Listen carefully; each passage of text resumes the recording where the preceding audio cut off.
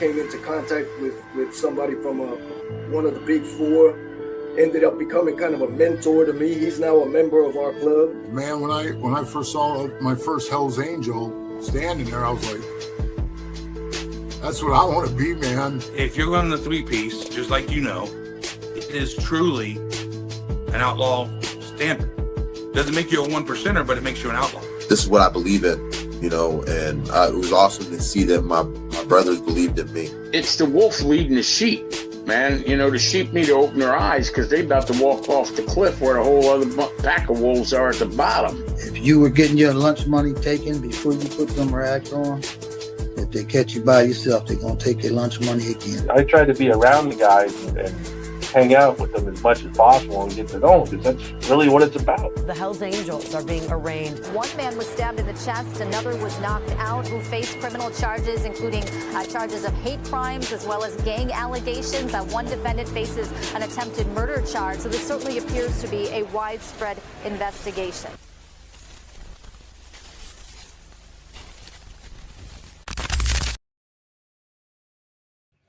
Welcome to this episode of Chattin with Staxx. I'm your host, Bill Staxx, and today we're going to talk about Blood Oath at the Saga Club.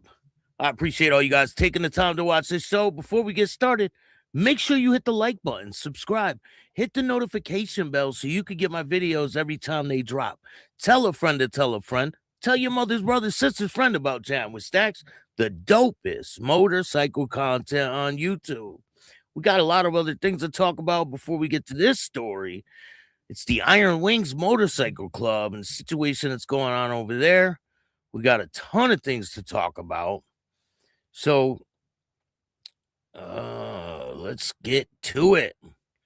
We're going to talk about a murder for hire plot over in, I think it's Indiana. I'm pretty sure. We're going to talk about that. We are going to go over to Texas today. There's a bunch of different cases to talk about. We're going to go to Canada. Shout out to everybody up in Canada that watches. I know I got a lot of people from Canada that watch.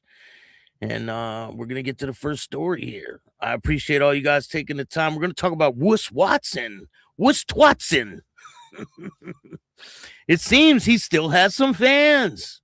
I mean, there's people sticking up for this guy. You believe that shit? It's crazy. You know, he is in a world of shit. There were some people online saying he's not going to jail. Yeah, he doesn't have a bond, so he's going to be in there till June. Looks like he's going to be in there till June. His papers are out. Someone just spoke to, it says, I just spoke to my legal guy. Due to Miami revoking his bond from the gym incident, he will eventually be transported back there.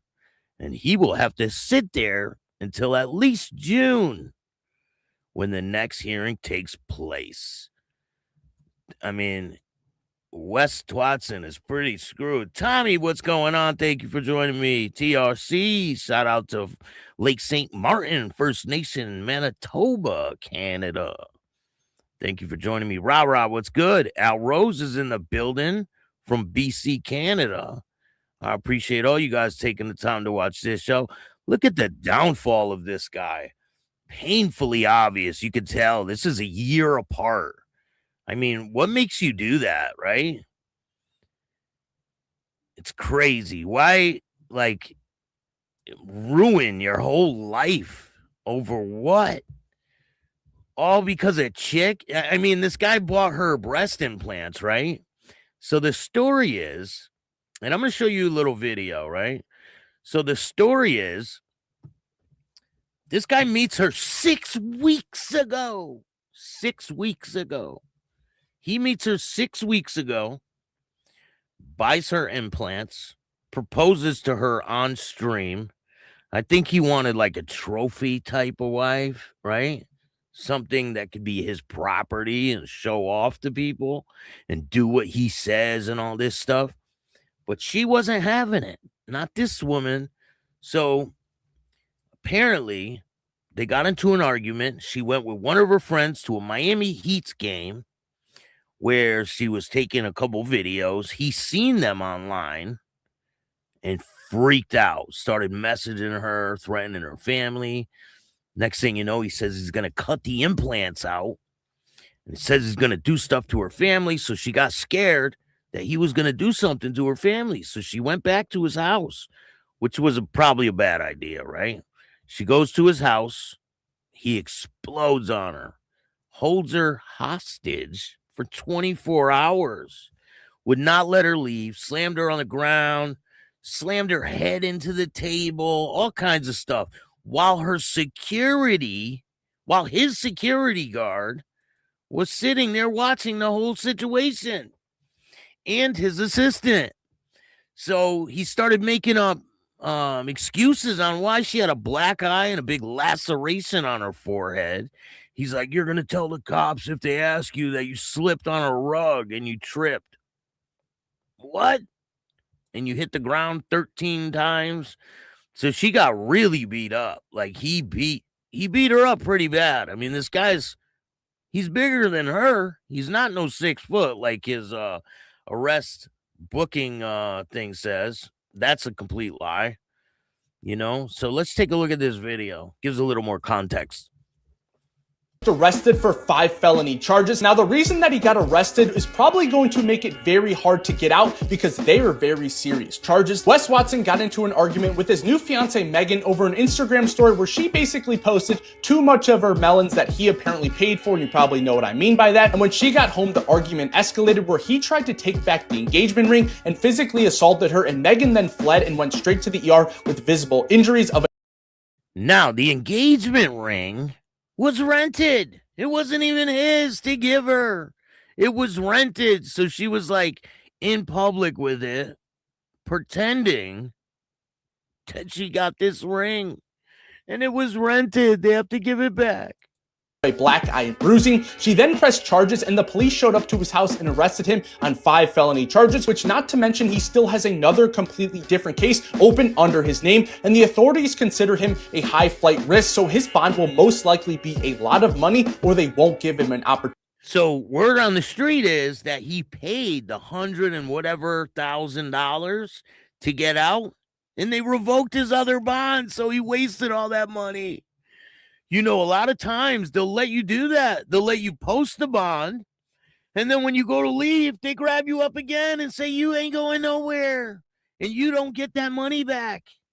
It's crazy. Opportunity for one. We won't be seeing much more of Wes Watson anymore. Post video edit, Wes Watson was given a bond amount at $115,000, which he could have possibly paid this morning, but he did pay it. I hear that he did pay that bond. And he got it revoked right after he paid it. He paid the bond and thought he was getting out of prison, right? Getting out of jail. They grabbed him on the way out and said, oh, no, we got a detainer on you from the other case. How ironic. Other cases, bond got revoked, so he potentially could have paid $115,000 to still sit in jail. Wow, what do you guys think about that? $115,000 and he's still sitting in jail. Crazy, crazy work. This guy. I mean, he did this to himself, right? It's the absolute downfall of Wussy Twatson. Oh, man. Listen, if you're out there and you're struggling with addiction, please get sober. It'll help you tremendously. It really will. Your life can change right now. You don't have to be in that cycle of addiction forever. You can change. Tommy, what's good, man? Staxx, didn't he pay cash for the bond? Right after he did the other situation, come up and lost the money. Yeah, he did. I heard that. Married with Paranormal. How you doing, man? Dude posted the $115K. He paid it. I heard he paid it too, and he lost all the money. Crazy. Hey, Jason, what's up? So Loud is in the building. Shout out to North Carolina. Appreciate you guys. Thank you for joining me today. So we talked about this case before, right? This guy So he tried to unalive there was a big conspiracy where he tried to unalive a vice president of a motorcycle club.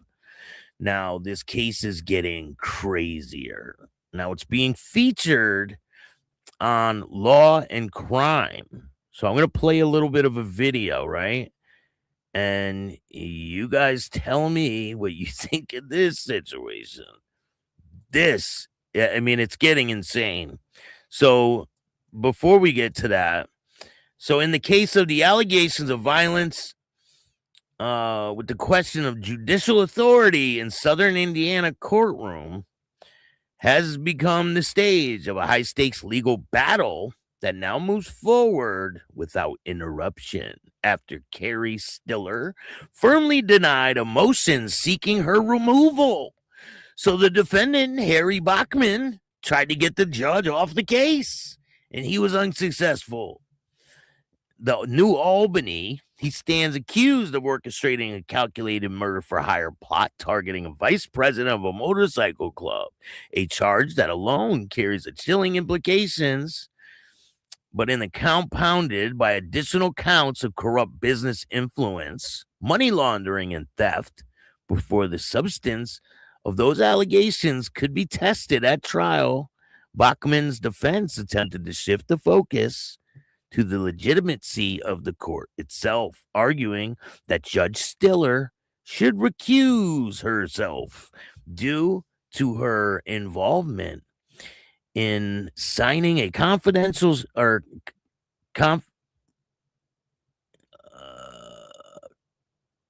controversial search warrant connected to the motorcycle clubhouse in Louisville, claiming that the warrant was executed across state lines without the authorization of a Kentucky judge, and therefore raises serious concerns about jurisdiction and due process. But they were fucking shot down on all this. However, in denying the motion Stiller made clear, she found no reasonable basis to question her impartiality or legally of her actions, reinforcing the judiciary's high threshold for recusal and signaling the prejudicial challenges would not derail the case. The ruling ensures that the focus will return to the allegations itself, which paints the portrait of deliberate and targeted violence within an often secretive and tightly structured world of motorcycle clubs, where hierarchy and loyalty sometimes gives way to internal conflict with deadly consequences. And while prosecutors are expected to argue that Bachman played a central role in planning the contracted killing, the defense may continue to challenge the legancy of the investigation, or the legality of the investigation, partially the evidence obtained. So they're going to try to do a bunch of bullshit, trying to throw them off the case, right? They want to argue that, oh, this isn't legal, try to get the case thrown out. But that's not going to work. I mean, they're trying to shift the focus on what he did versus what the fuck he's there for, right? They're trying to shift the focus to, oh, she shouldn't be on the case. This is wrong. Legalities. They want to try to get the case thrown out from legalities. But that shit don't work. That don't work. He could try it all he wants. But let's take a look at this video real quick. Now, you can find this on Law and Crime on Facebook. Let's take... To the public, they appeared to be a happy family. They own businesses, they have a child, but court records are alleging they have a dark side. He is accused of ordering a hit on a man and his pregnant girlfriend. His wife has just been arrested on several charges as well. They allege that she is part of a criminal gang. This is a wild... What? So they look like the perfect couple, right? How is this?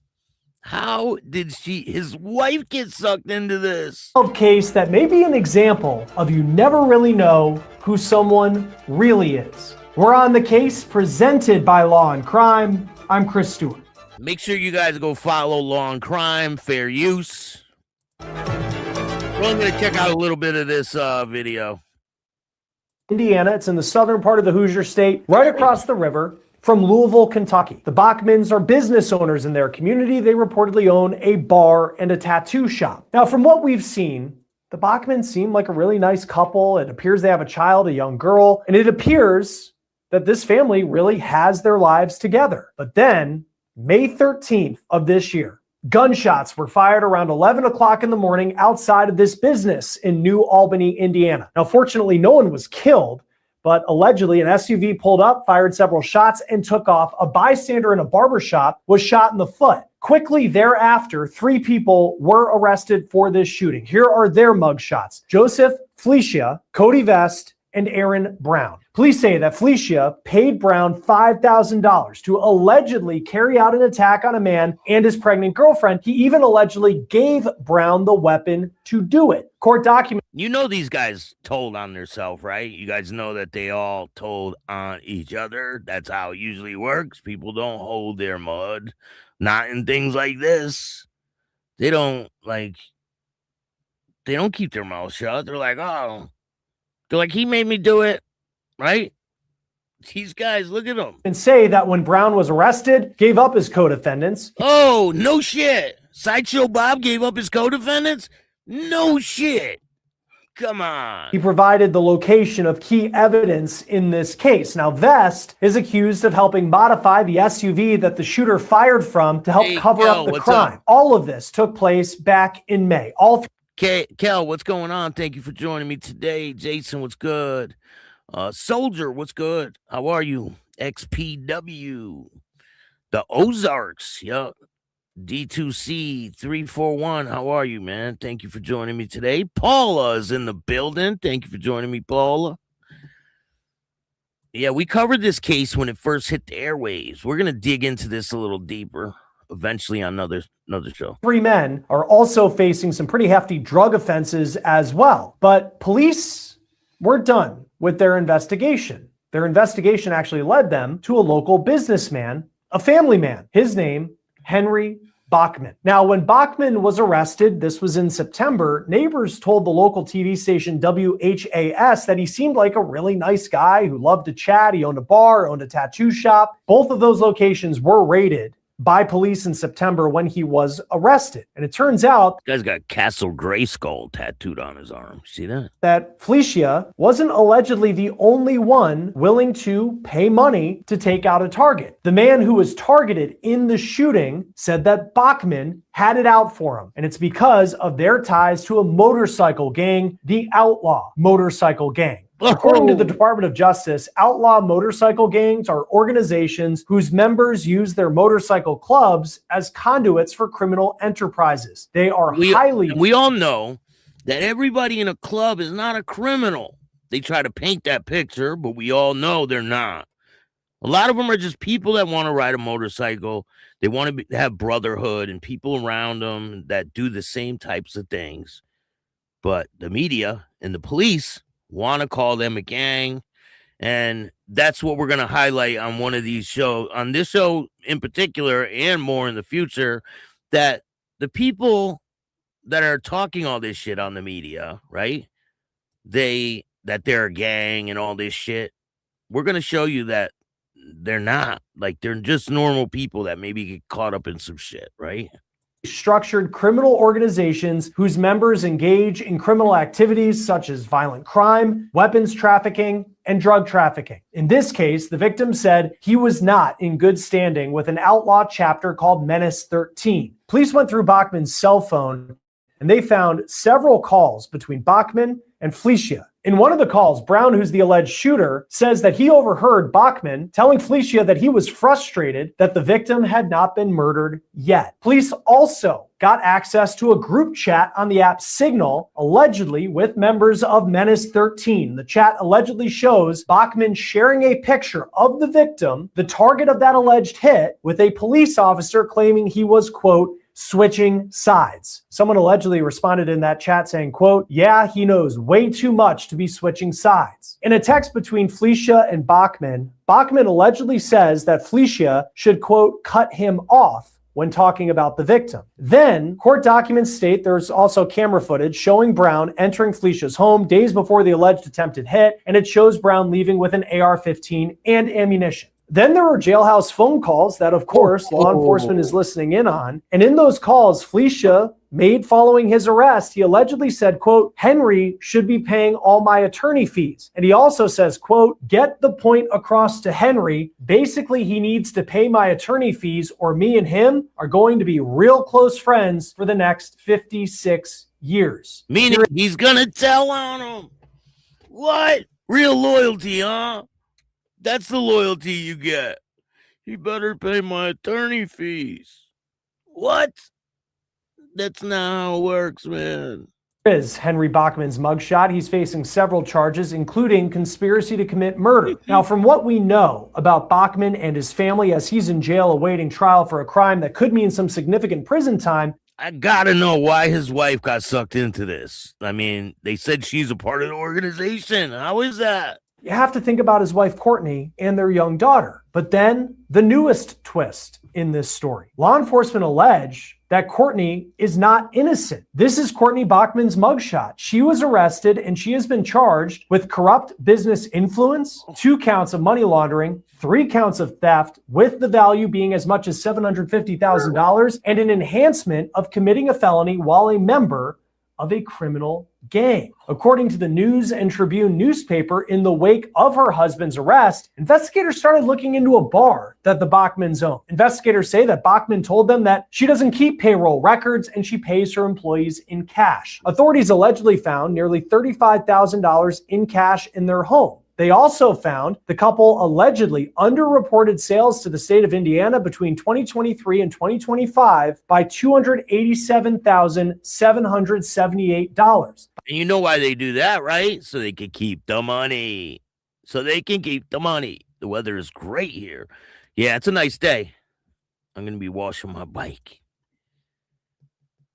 Bachman also allegedly failed to collect roughly $20,000 in sales tax between the same time period. Courtney Bachman has bonded out on the charges she is facing, but her husband could be on trial as early as next month. Now, the man who seems to be linking everyone Sideshow Bob told on everybody together in this case, Brown, he may be providing that information because he took a plea deal in exchange for his cooperation. He is slated to spend 12 years in prison.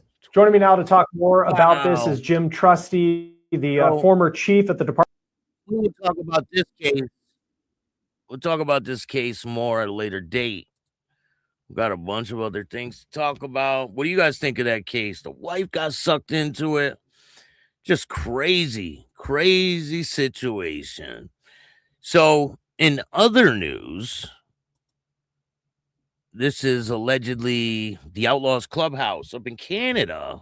Clubhouse is like a second home. Salt biker gang member tells judge.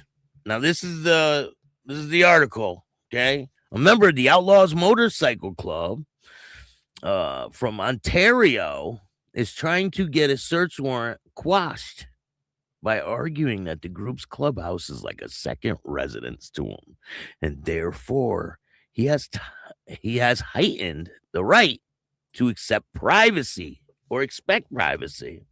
His lawyer appealed the Superior Court of Justice to allow him to proceed with a challenge to the validity of the search warrant. The appeal is based on Section 8 and 24 of Canada's Charter to the Rights of Freedoms. While not quashing the search warrant, the judge ruled that there was enough merit to allow appeal to move forward. He was charged with weapons possession. The case centers around Daniel Fervaro, a member of the club who was charged with possession of a handgun, unauthorized possession of a weapon, and other related offenses. He was arrested in connection with an incident in October 2023. When the police reports of gunfire, Investigators obtained a search warrant for the Douglas Street Clubhouse on October 11, 2023. The search warrant was granted and the premises searched. The court's decision from Salt Superior Court Justice: during the search, police found and seized items. The Crown poses to tender items seized during the search warrant as evidence at the trial. Favaro is contesting the validity of the search warrant, arguing that while he didn't live at the clubhouse, he personally had a responsible expectation of privacy in the place searched.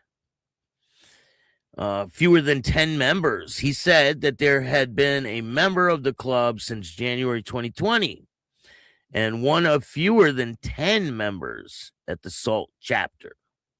He states he assisted in renovations of the clubhouse inside and out, for which he was compensated for, the court said. He performed maintenance on the property inside and out, again, for no compensation.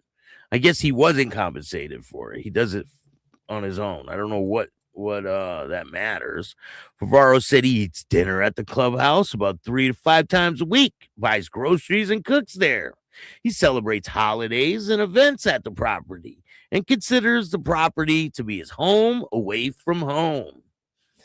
He has personal belongings at the property, such as clothes, motorcycle, hygiene products, snow removal shovels, beddings, and cooking supplies.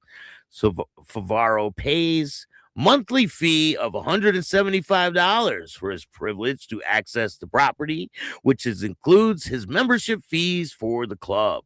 The Crown countered that Favaro can't establish that he had the right to expect privacy at the property because he didn't live there. He didn't lease the space and had primary residence somewhere else.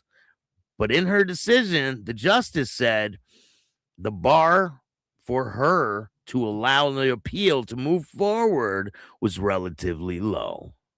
The rules around expectation of privacies are somewhat low standard.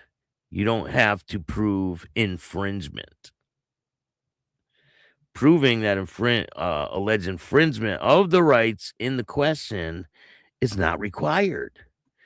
The factors that must be considered include the amount of control a person has over the property being searched, ownership of the property, historical use of the property, and liability to control access of the property. I appreciate the Crown's submission to the property is not Mr. Favaro's primary residence, the judge wrote. However, I find the fact that the clubhouse in this case may not be the primary residence for Mr. Favaro or a private residence of anyone does not eliminate the expectation for privacy considerations.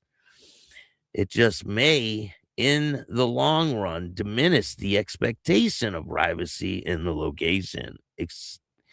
The exception of privacy, even if diminished, counts. So we'll see what happens. What do you guys think of this?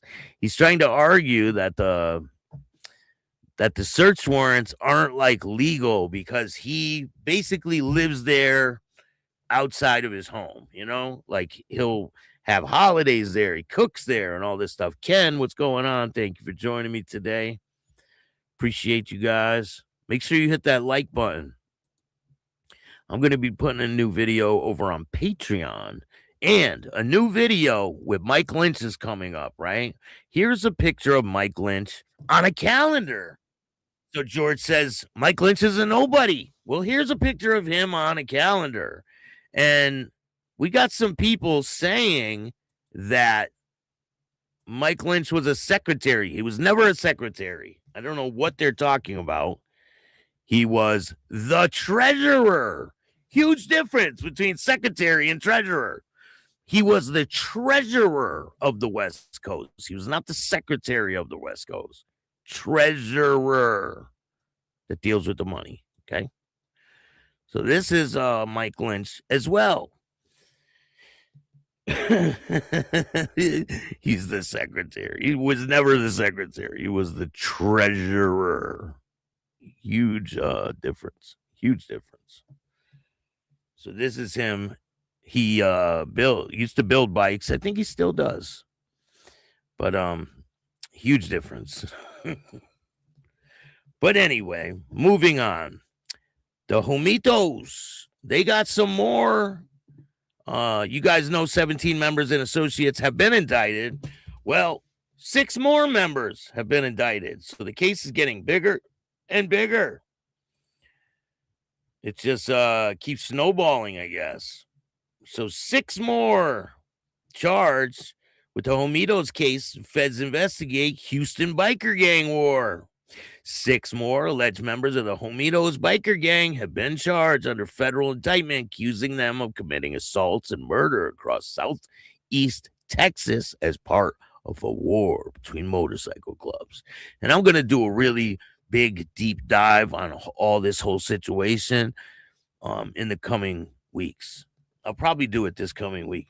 The Justice Department on Tuesday declared that the gang had been dismantled as it announced new indictments in an organized crime case, and that was announced in September of 2023.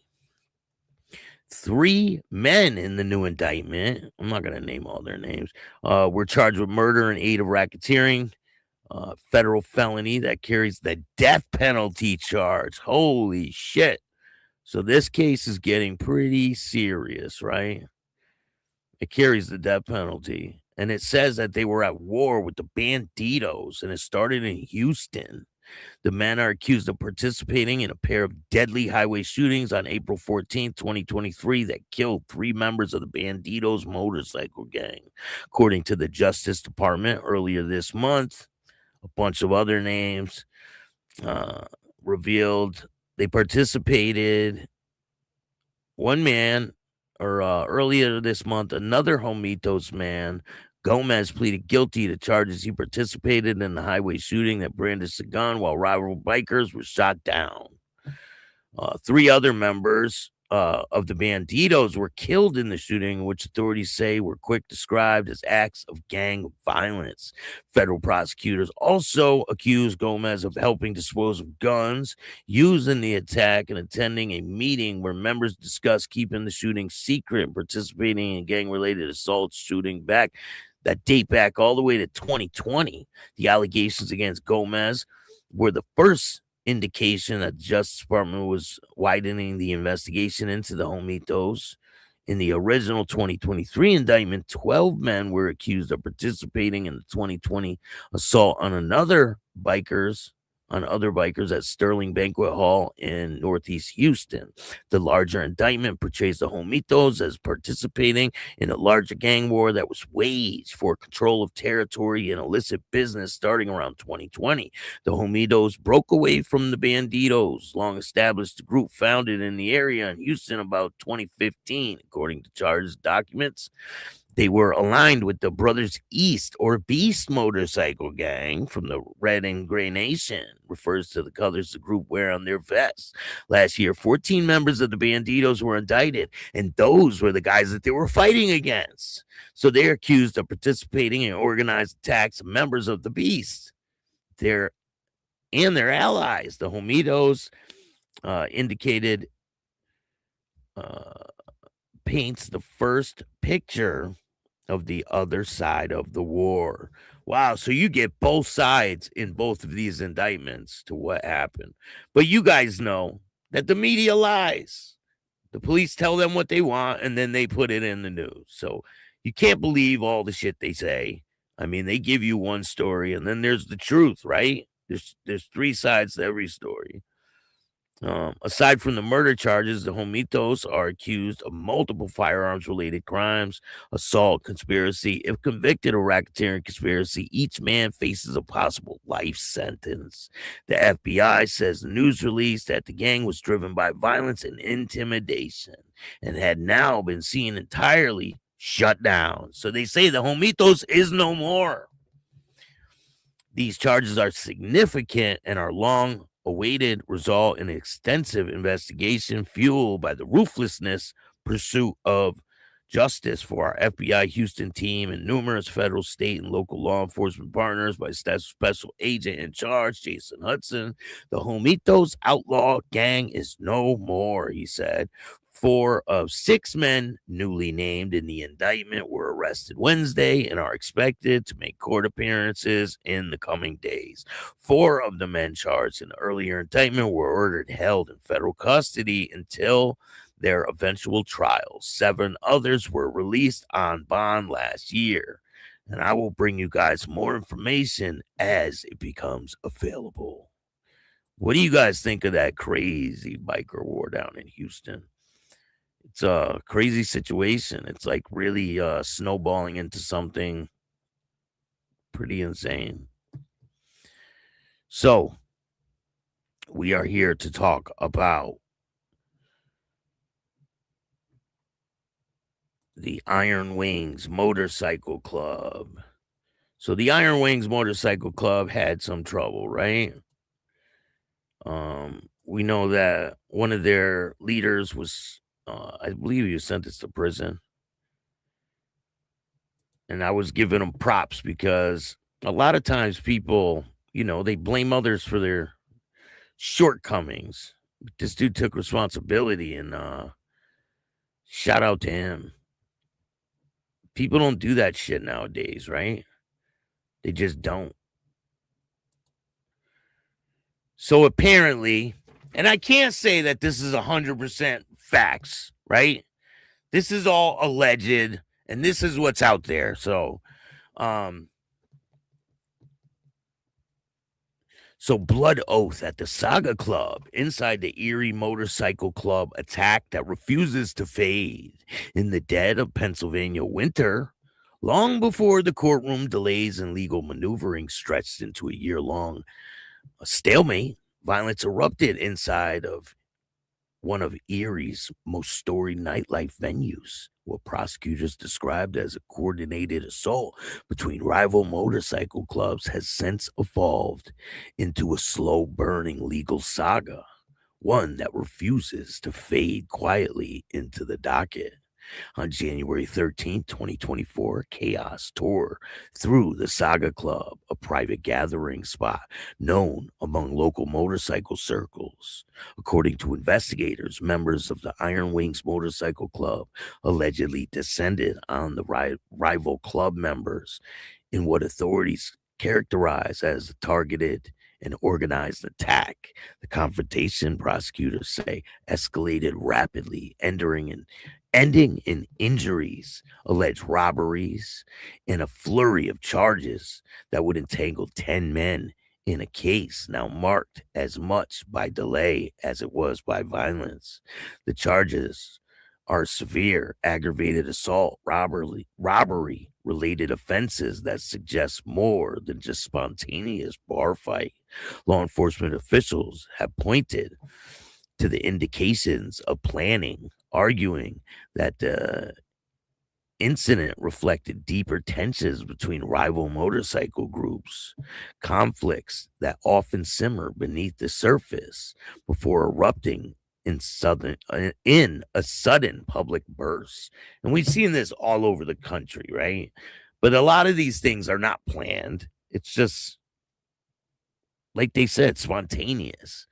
But they like to think that it's all planned and it's a bigger picture. It says, yet, for all the intensity, this case is struggling to move forward. What began as preliminary hearings on July 22nd, 2024, has since continued 4 times, each delay stretching the patience of the victims, defendants, and broader Erie community alike. Now, nearly a year after proceedings first opened, the hearing is set to resume on May 19th. Another date in a timeline that has become as fractured as the night in question. Legal experts note that the complex multi-defendant case often moves slowly, particularly when they involve overlapping testimonies, dispute evidence, and need to establish individual roles within the group incident. Each continuance, while frustrating, may reflect the court's attempt to ensure due process in the case. where the stakes, both legal and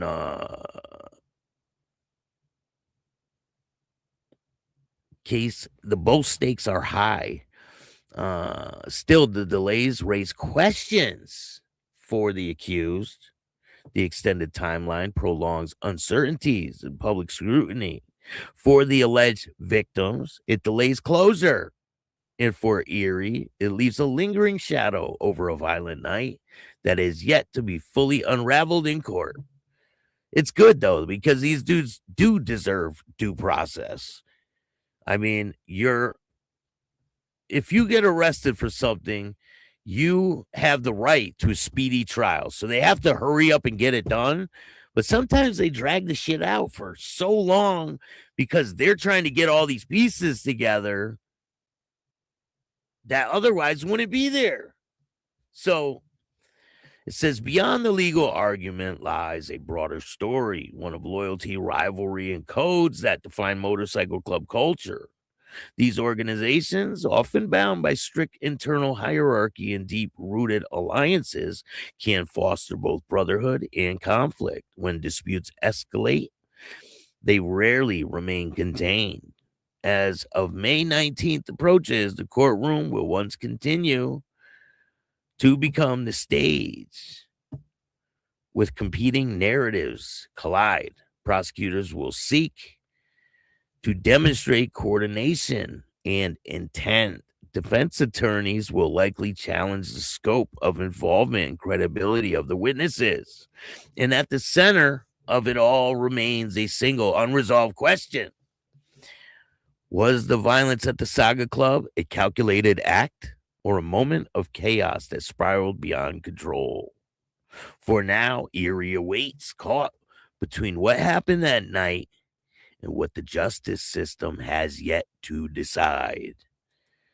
So it's still being figured out in the court.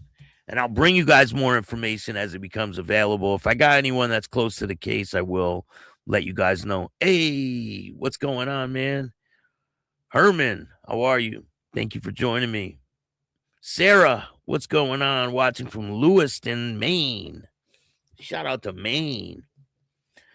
Appreciate you. I know a couple people up there in Maine. Hey, if anyone hears from Mountain Woman, send my prayers. I hope she's doing better. Hope everyone's having a great day. Thank you. Appreciate that. Sending prayers out to Mountain Woman.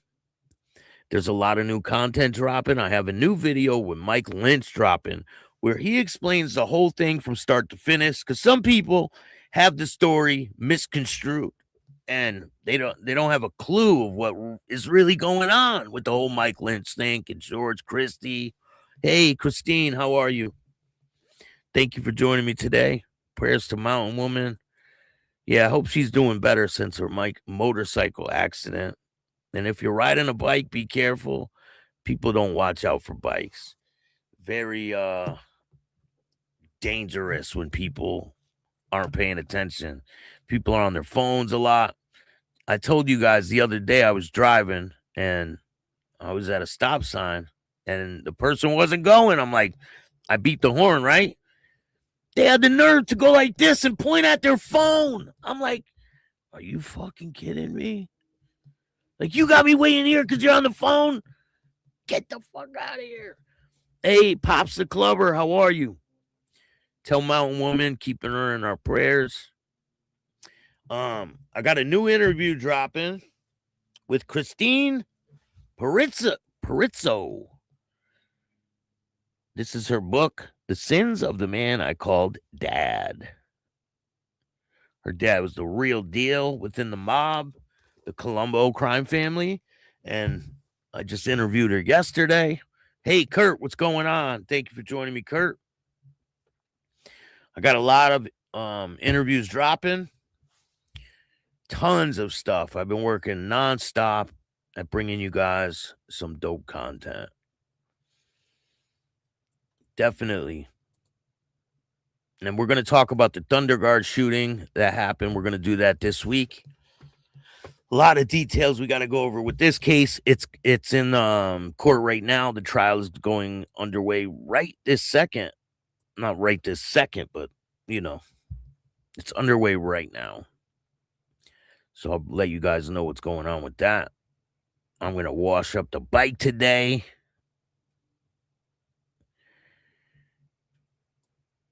I love that bike.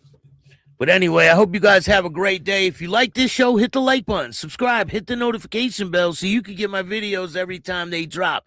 Tell a friend to tell a friend. Tell your mother's brother, sister's friend about Chatting with Staxx, the dopest motorcycle content on YouTube.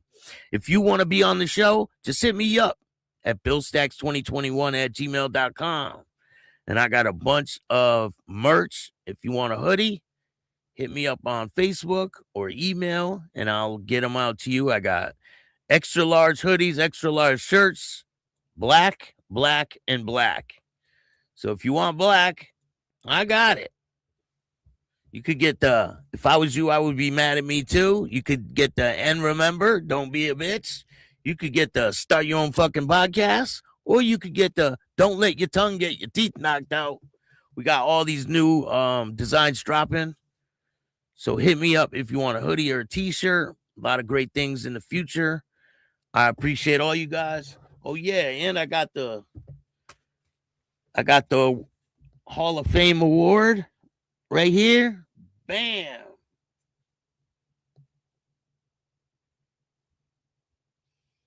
Writer and Documentarian of the Year. I should have the trophy and the ring within the next 2 weeks, so I will show them to you when I get them. Thank you guys all for joining me. I hope you have a great day. Stay safe out there. And remember, don't be a bitch. And all new at 5, a major organized crime bust. 23 people under arrest now accused of stealing guns and cash. Today, police revealed 4 organized crime groups are wreaking havoc. From aggravated robbery to kidnapping, burglary, and more. Let's take a look at this. New pictures from court documents in this case. These are a few of the people who have been charged. And investigators say the money, tens of thousands of dollars, is all stolen.